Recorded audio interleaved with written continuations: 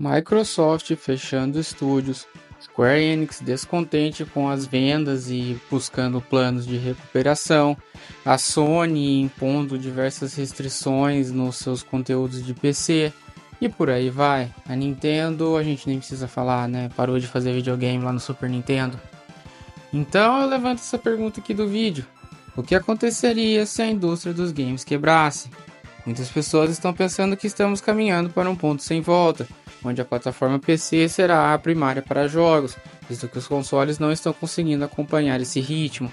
Então vamos fazer um exercício aqui de pensamento e ver o que aconteceria se as empresas de jogos parassem de uma hora para outra. Não vai ter mais.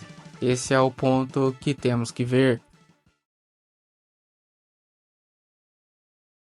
Bom, o primeiro aspecto seria que, como a Ubisoft já demonstrou para nós recentemente, os jogos virtuais que compramos não são nossos, compramos apenas a licença para utilizá-los.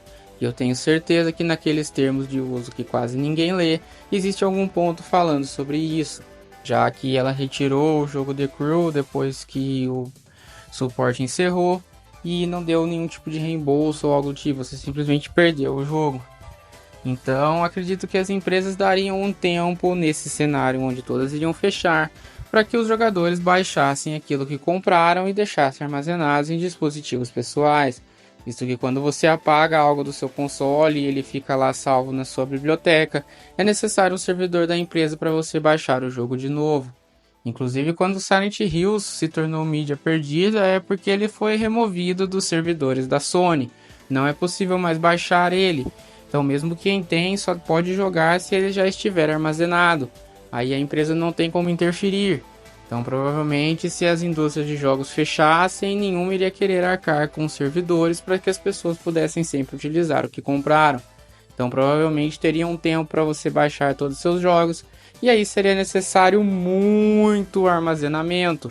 Ou então que esses jogos fossem redirecionados a um outro serviço de nuvem que nada tivesse a ver com videogame, como o Google ou a Amazon ou até mesmo a divisão de nuvem da Microsoft.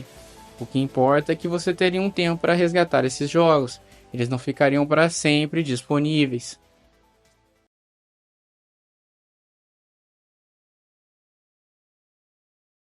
O segundo ponto é que provavelmente o retro gaming experienciaria um boom de popularidade, visto que nada novo seria lançado, então a única opção seria recorrer a coisas antigas.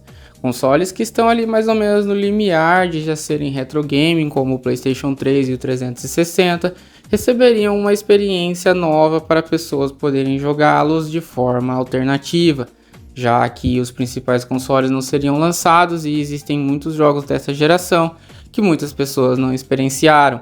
E a gente pode comprovar isso já que tanto a Sony quanto a Microsoft investiram em experiências de retrocompatibilidade, o que significa que existiam muitas pessoas com interesse nessa biblioteca. Então, com esse aspecto, a gente teria certeza que, bom, alguma coisa ali que relativamente já passou, experienciaria de novo uma certa retorno da popularidade. Da mesma forma, o PlayStation 4 e o Xbox One, apesar deles serem mais atuais e muita gente já ter experienciado. Outros consoles antigos também provavelmente teriam esse fenômeno, principalmente o PlayStation 2, que até hoje é dito como um videogame que possui uma biblioteca imensa e poucas coisas foram exploradas dela.